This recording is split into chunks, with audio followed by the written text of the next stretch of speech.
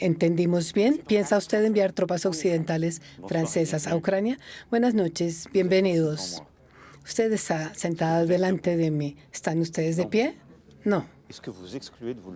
¿Excluyen ustedes que al final de esta entrevista se puedan levantar? Por supuesto que no. Nosotros sabemos que lo vamos a hacer, pero esta no es la situación hoy.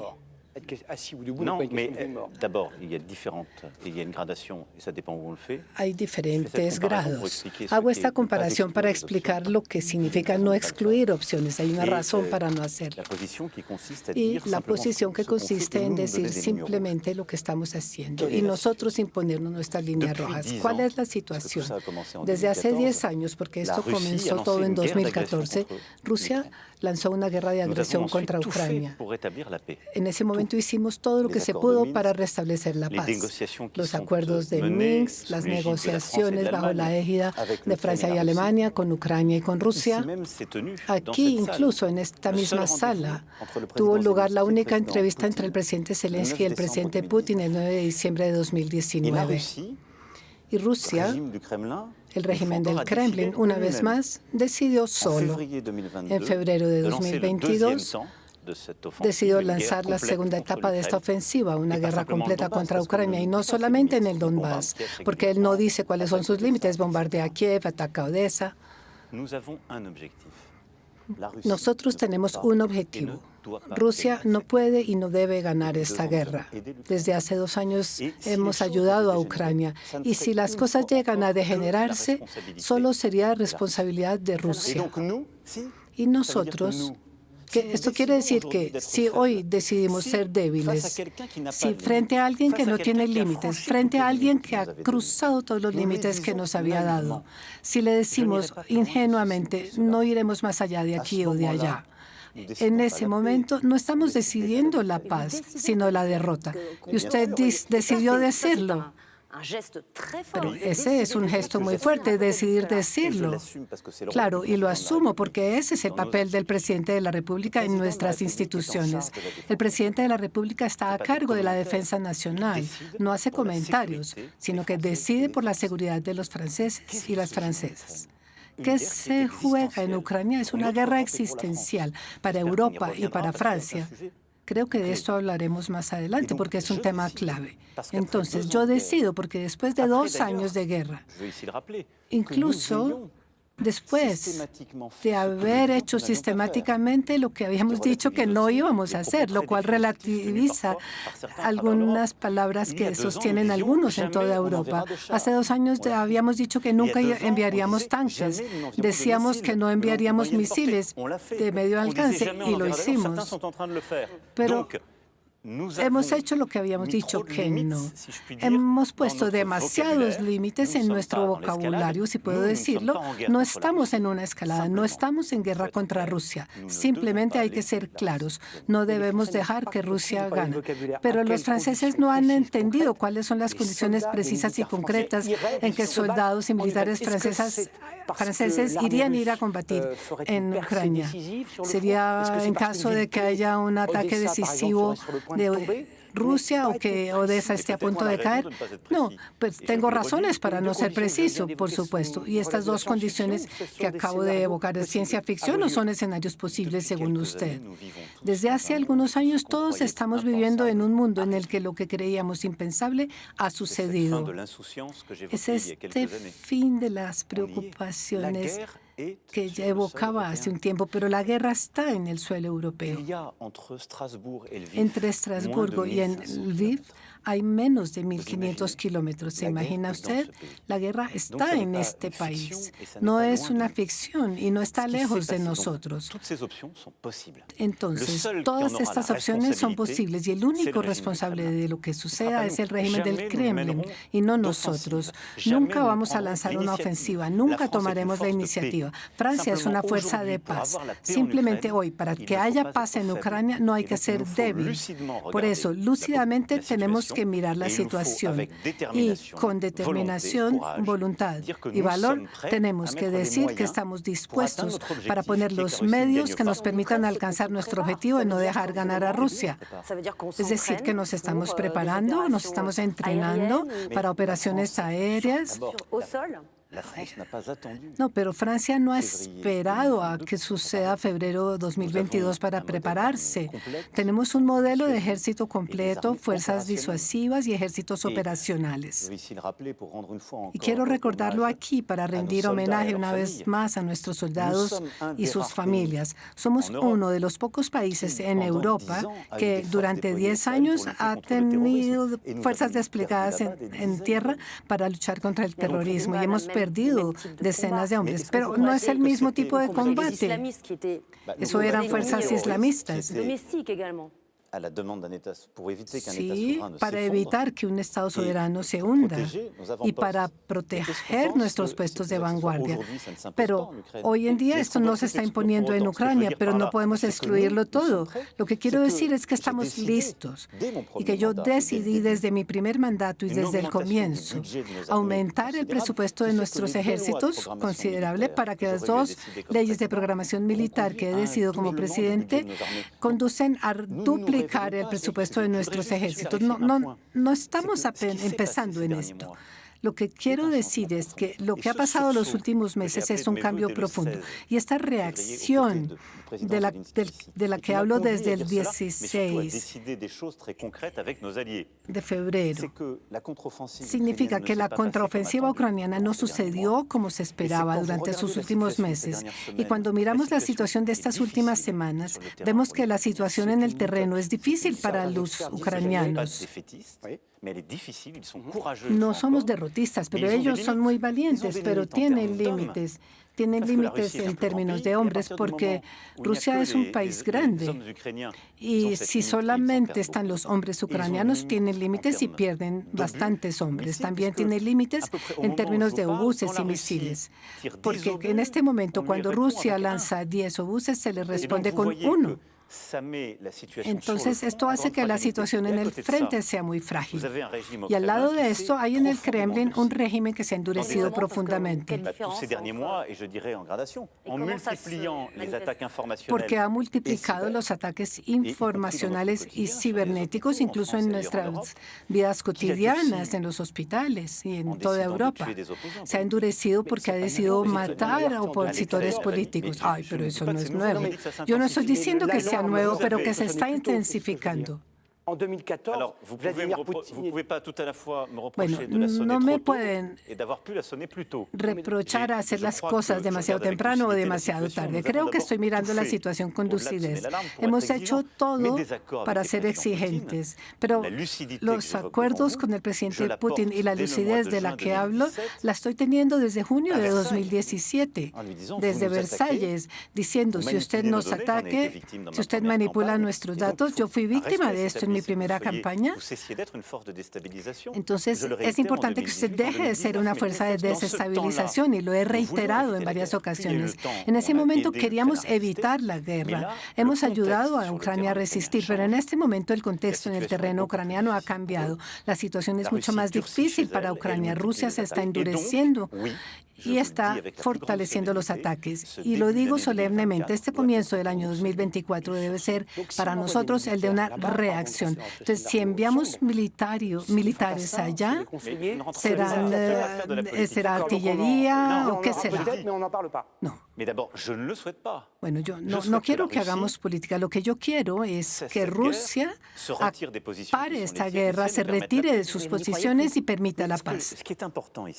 Pero usted ya no cree en eso. No, lo que importa aquí no es lo que yo quiera, pero no puedo darle visibilidad a alguien que no me la da. Esa pregunta hay que hacérsela al presidente Putin. Su ministro de los ejércitos dio alguna visibilidad. Él dijo, no enviaremos hombres allá. Es que no sabemos por qué él hizo la diferencia entre lo que estaba decidido y lo que no hay que excluir, porque nos tendremos que adaptar. Lo que hemos decidido el 26 de febrero pasado en París es ir más allá en la ayuda a Ucrania, establecer una coalición para suministrarles misiles o bombas que les permitan tocar su suelo, nunca el de Rusia, pero alcanzar detrás de las posiciones rusas hoy. También decidimos acelerar para buscar municiones donde estén disponibles, y es lo que decidí hacer en Praga unos días más tarde, y llevar a cabo 5 acciones comunes. Estuvimos todos de acuerdo, europeos, canadienses, británicos, para decir, ok, vamos a hacer operaciones de desminado, reparar equipos, desplegar fuerzas civiles en la frontera con Bielorrusia, proteger la frontera con Moldavia también con fuerzas civiles, y tener acciones defensivas cibernéticas en suelo ucraniano. No se ha decidido enviar tropas, no. Podemos volver a este tema.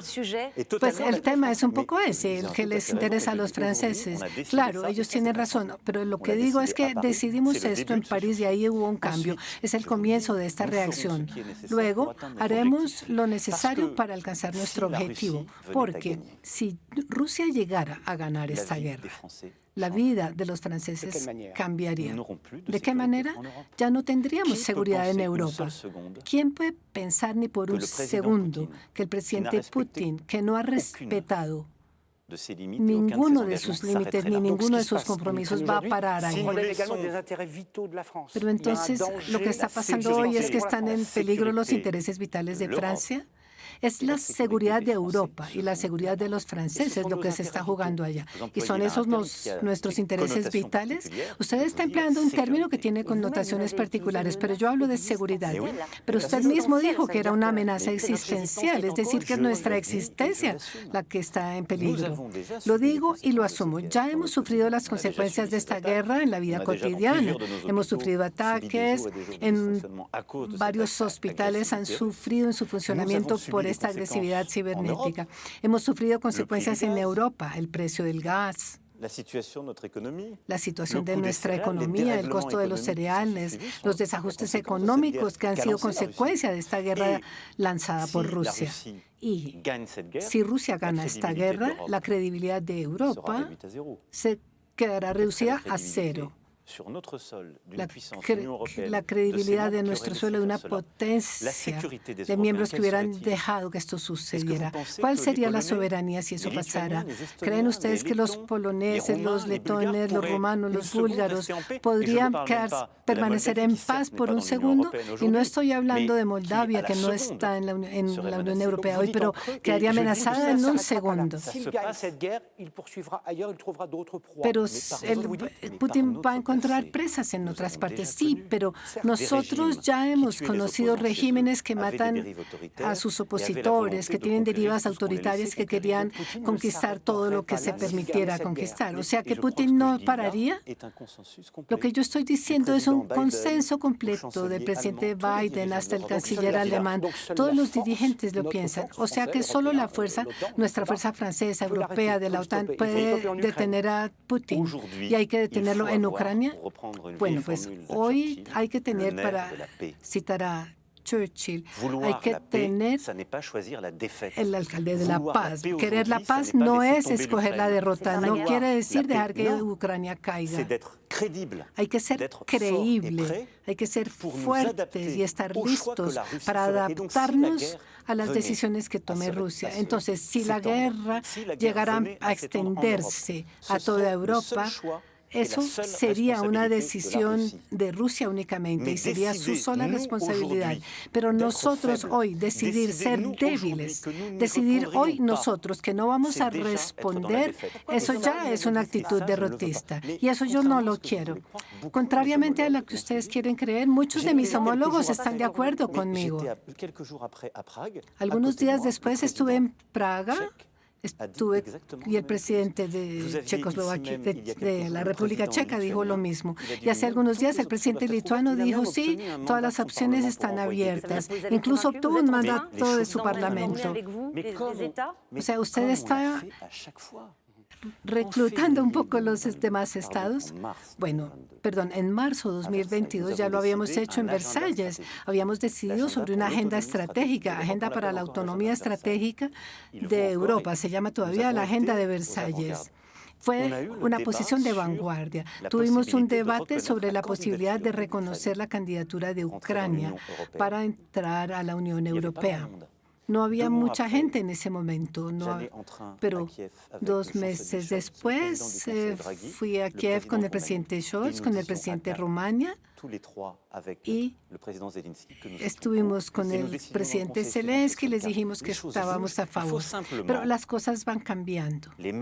Simplemente hay que poner en movimiento las cosas con una posición lúcida. Y porque esa es mi responsabilidad. Lo que yo quiero que ustedes entiendan claramente es que mi responsabilidad es la seguridad de los franceses y la defensa nacional. Y nuestra seguridad también se juega hoy en Ucrania. Sobre esto, marzo 2024, ¿cree usted que el régimen ruso de Putin es enemigo de Francia? Es el adversario. ¿Cuál es el matiz semántico? Que nosotros no le estamos declarando la guerra a Rusia, pero él nos está atacando cibernéticamente. Esa es una forma de guerra, ¿no?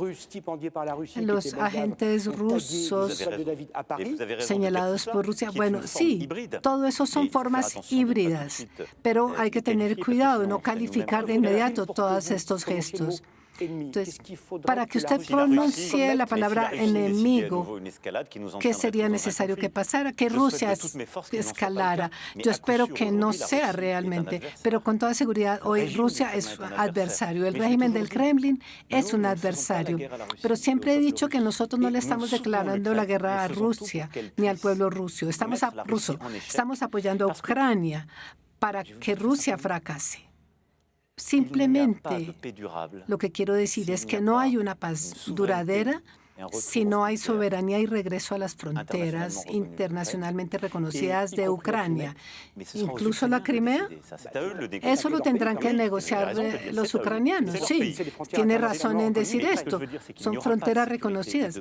Pero lo que quiero decir es que no habrá seguridad duradera ni paz duradera, sino es el fruto de una negociación llevada adelante por los ucranianos. Pero no habrá paz para los franceses si no hay paz allá. La paz no es capitulación de Ucrania, ni tampoco la amputación de Ucrania. Claro, porque todo eso sería elegir la debilidad. Entonces, sí hay una gran coherencia en la posición de Francia desde el comienzo. Simplemente ha habido una escalada por parte de Rusia, y esa escalada tenemos que decir que tenemos que responder a ella. ¿Usted cree que Rusia sería capaz de tomar a Francia como blanco? ¿Usted anuló una visita a Ucrania hace poco por razones de seguridad? No. Pero eso fue lo que dijo Rusia, pero no hay que creerle. Usted sabe, el debate público está impregnado de las informaciones falsas. Ellos hicieron creer eso, mucha gente está persuadida de eso. Pero el tema de las tropas en tierra llega al debate colectivo, porque el ministro eslovaco, que es muy cercano a Rusia, dice que el proyecto secreto que tenemos es enviar tropas en tierra, pero nosotros hemos reaccionado.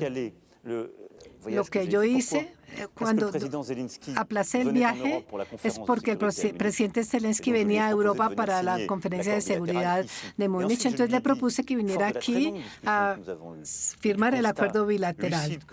Y consciente de todo lo que les acabo de decir, le dije, bueno, mi utilidad, más que estar a su lado en Kiev, es aquí poner en marcha esta reacción, convencer a los europeos y a nuestros aliados de ir más allá con todas estas iniciativas de los 26 y justamente hacer que todo el mundo se dé cuenta de que las cosas han cambiado, que cambian rápida y que no están cambiando a nuestro favor. Y esto es lo que iré a decir desde mañana en Alemania, donde me entrevistaré con Scholz y el primer ministro de Polonia. Pero todo el mundo habla de la amenaza nuclear. Francia es el único país miembro de la Unión Europea que tiene el arma nuclear. ¿Usted cree que nos debemos sentir particularmente señalados? En primer lugar, tenemos que sentirnos particularmente protegidos, porque justamente somos esa potencia que tiene el arma nuclear. Y ese es el sentido mismo de la decisión que tomó el general de Gaulle desde la Segunda Guerra Mundial. Estamos listos y tenemos una doctrina establecida. En materia nuclear se requieren pocas palabras. Lo nuclear no es un instrumento de desestabilización ni de amenaza, sino de seguridad. Pero nos instala esto en una cara a cara particular con Rusia, o sea, es un empleo superior de parte de Francia. Nuestra capacidad nuclear le da seguridad a los franceses y a las francesas, como a pocos países en el mundo. Y también nos da una responsabilidad, la de ser una potencia que tiene esa arma. Por lo tanto, no entrar nunca en la escalada, ni verbal ni de hecho. Sin embargo, hay una amenaza. ¿Y sus términos sobre las líneas rojas? No, pero eso no es apropiado justamente cuando se tiene el arma nuclear. ¿Hace cuánto que usted no habla con Putin? Hace ya varios meses. ¿Es malo? ¿Es desfavorable hablarlo? Bueno, pues yo le he hablado de las centenas de horas antes de febrero de 2022, todas las horas dedicadas a tratar de parar estas guerras. Pero una vez que él empezó a no respetar nada, nosotros condenábamos esa operación especial. No tenía ningún marco jurídico, pero él siguió cometiendo crímenes de guerra en el norte del país. La discusión dejó de tener sentido.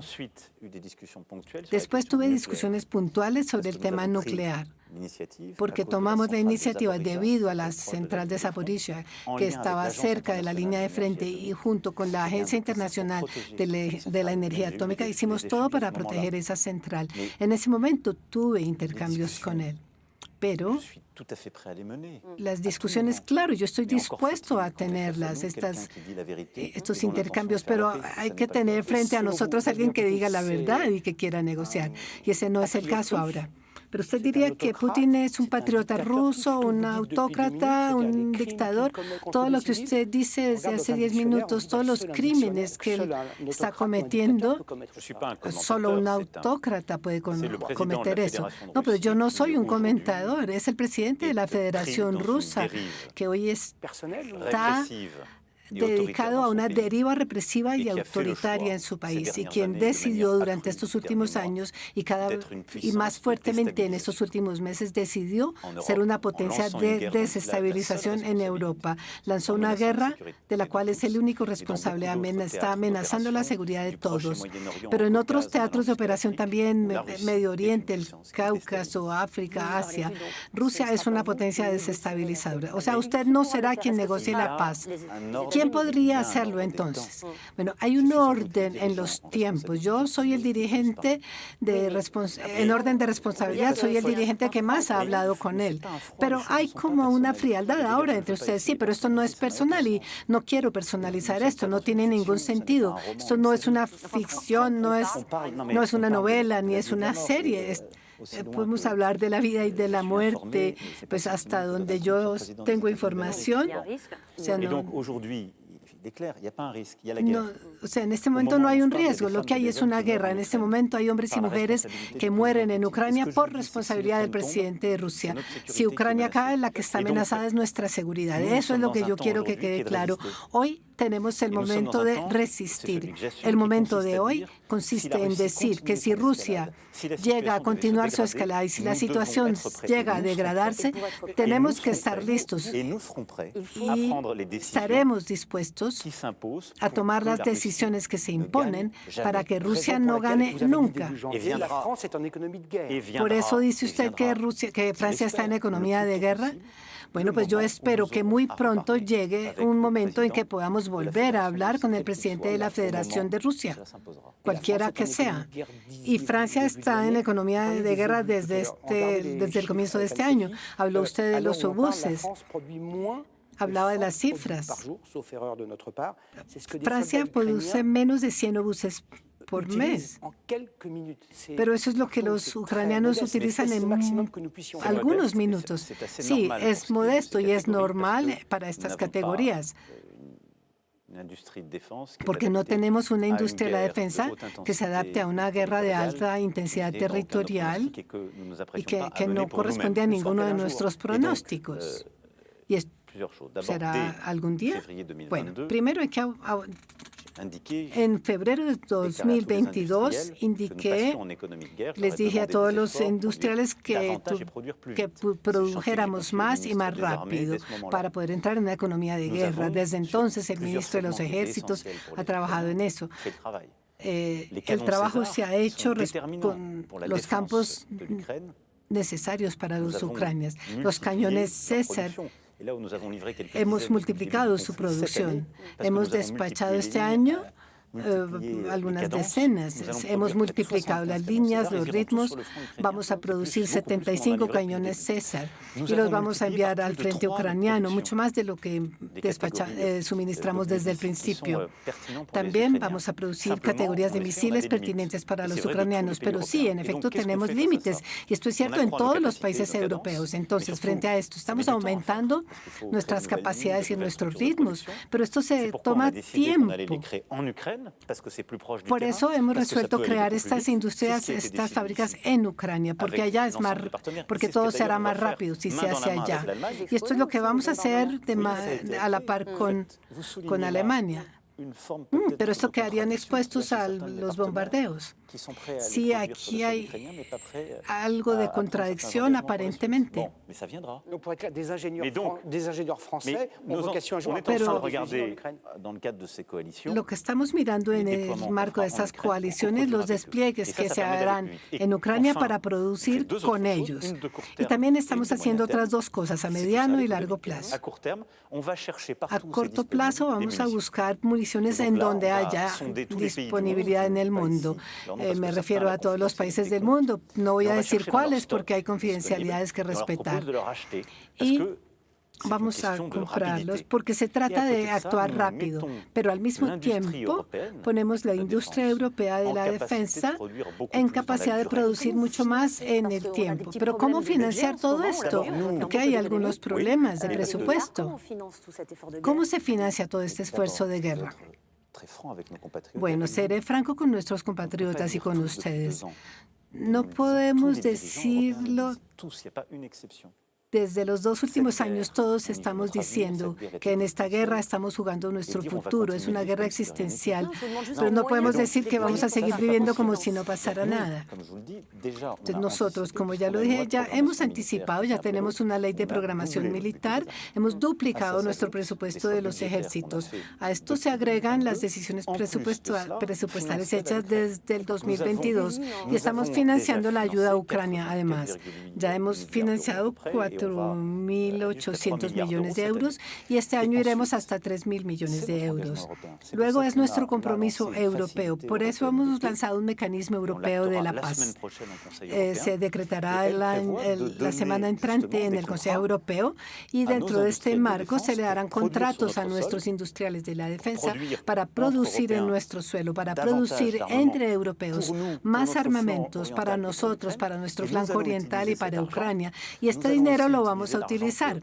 Vamos a utilizar también el dinero que estaba en el programa de inversiones para ir a Ucrania a producir con los ucranianos. Entonces, Europa se moviliza toda al lado de nuestros esfuerzos nacionales. Y tampoco hay que excluir aquí, lo mismo que en el plano operacional, no hay que excluir que tengamos que tomar decisiones adicionales como europeos, es decir, decidir financiar nuevas iniciativas. ¿Con préstamo? Sí, eso no hay que excluirlo. Como hicimos durante el periodo del COVID-19, se trata de decir, estamos todos afectados por esta pandemia. Nos toca buscar dinero en común poniendo todos nuestra firma. Y eso fue lo que nos permitió resistir y recuperarnos. Pienso que si las necesidades aumentan, esta fue una propuesta hecha por la primera ministra de Estonia, no es Francia, pero yo la apoyé. Lo que quiero que ustedes entiendan, desde el comienzo de esta conversación y en el fondo desde hace unos 10 días, lo que quiero que nuestros compatriotas comprendan es que solo hay un responsable de la situación en la que nos encontramos, y es el régimen del Kremlin. Pero nosotros tenemos una responsabilidad, y lo digo de manera consciente como presidente de la República.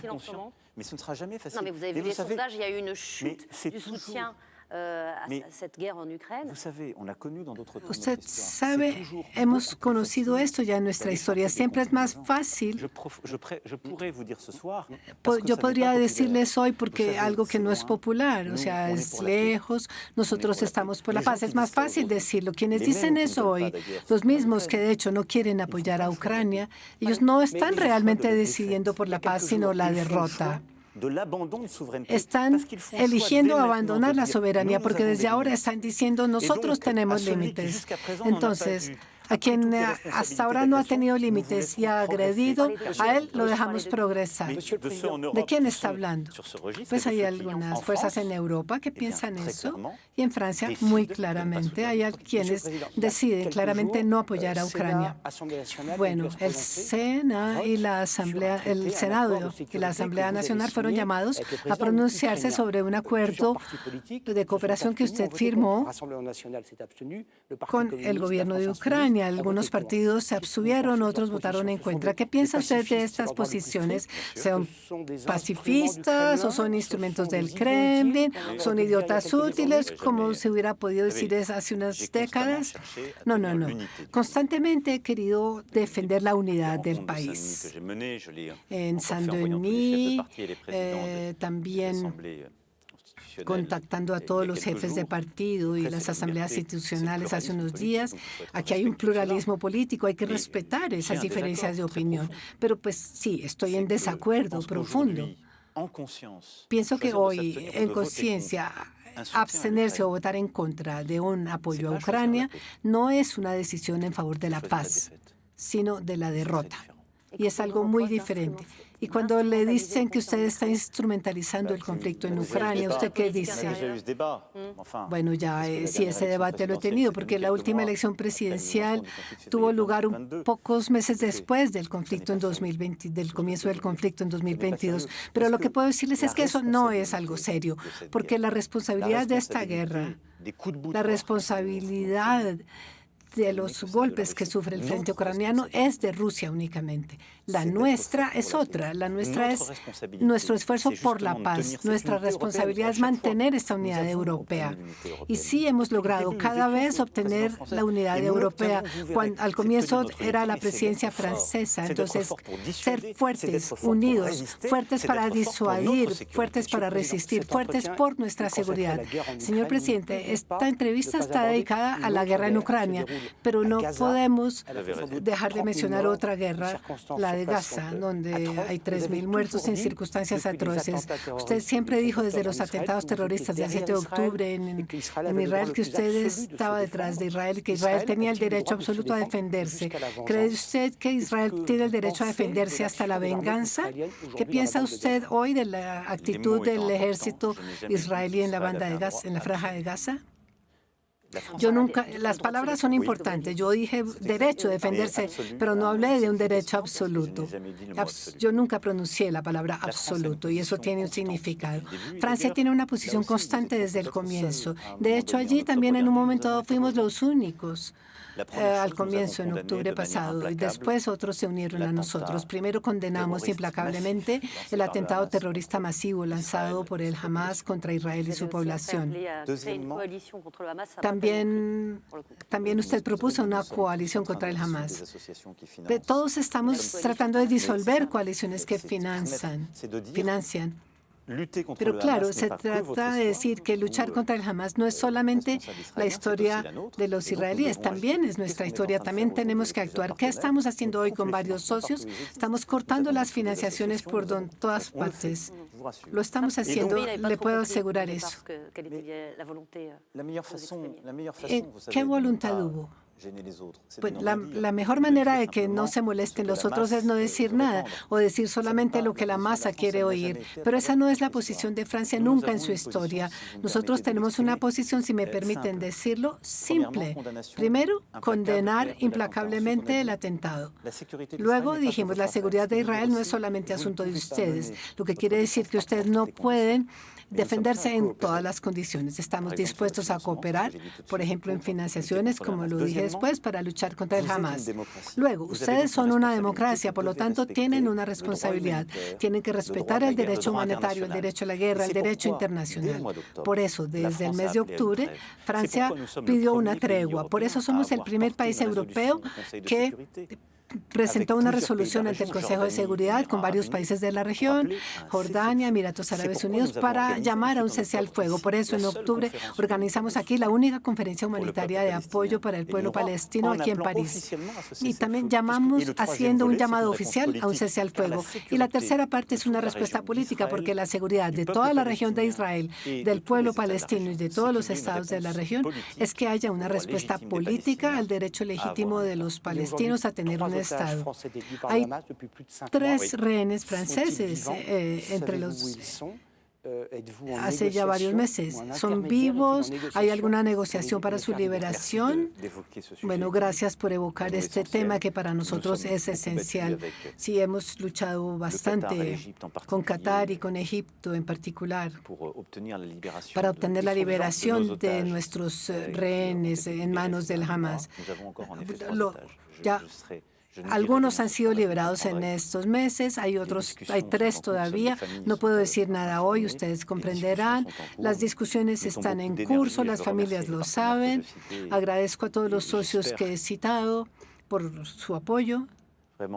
Y espero verdaderamente que vamos a lograr liberar a estos rehenes. Es esencial y espero que además de los rehenes franceses, todos los rehenes del mundo entero sean liberados, porque esa es una práctica inadmisible. Rompe vidas.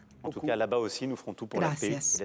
Allá también estamos haciendo todo por la paz y es el sentido de la iniciativa que propusimos. Y hacemos todo para seguir llegando el cese al fuego. Muchas gracias, señor presidente, por sus respuestas a nuestra pregunta. Una feliz noche para todos.